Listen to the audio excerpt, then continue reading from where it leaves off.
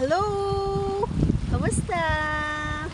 Ayan. So today's vlog mga idol ay isang katanungan. Sabi niya sa akin na, idol, sabi niya, kapag ba, ang tawag dito, kapag ba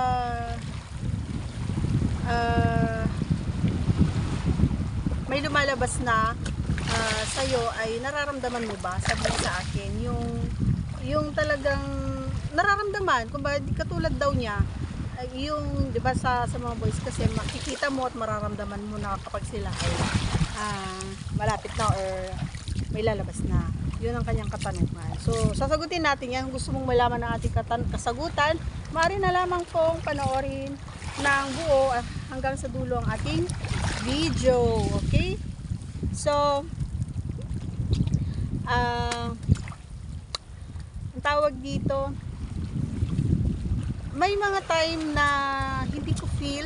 Oo, may mga time na hindi ko feel, may mga time na feel ko. So ano nga ba yung mga time na hindi ko feel? Kapag wala ako sa mood, kahit na nararamdaman ko na super wet na siya, is feeling ko wala akong pake, ganon, wala akong pake. Pero kapag yung nasa mood ako, feel ko talaga, syempre. At nararamdaman ko. Kaya, hindi pare-parehas. Ewan ko kung ako lang yung nakaka-experience. Pero talagang ganon ganon ako eh. May mga time talaga, pabago-bago yung mood ko. Ngayon, okay ako, mamaya hindi na. Ganon. So, hindi ko maiwasan minsan. Kapag pagramdam ko or yung feel ko yung moment is nararamdaman ko talaga at todo kumbaga yung aura ko at saka yung maririnig ko sa akin is very napaka energetic, kumbaga yung solid, kumbaga yung nararamdaman niya yun. Pero kapag alam niyang wala ako sa mood at kahit na sinasabihan niya ako na sobrang basang-basa na, ganyan. So, kahit pag di ako sumasagot, ibig sabihin wala ako sa mood. At hindi ko naramdaman yun.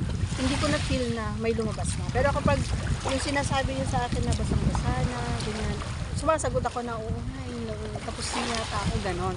So, yun lang, ganon lang. Minsan nararamdaman ko, minsan hindi naman. Kaya maswerte siya kung naramdaman ko. Kasi kapag naramdaman ko, ibig sabihin nun is yung effort mo hindi sayang. Yung effort niya hindi sayang kasi nga naramdaman ko. Diba? So, yun lang. Sana natuwa ka sa sagot ko. Ayan. Once again, subscribe ang ating channel. Bye!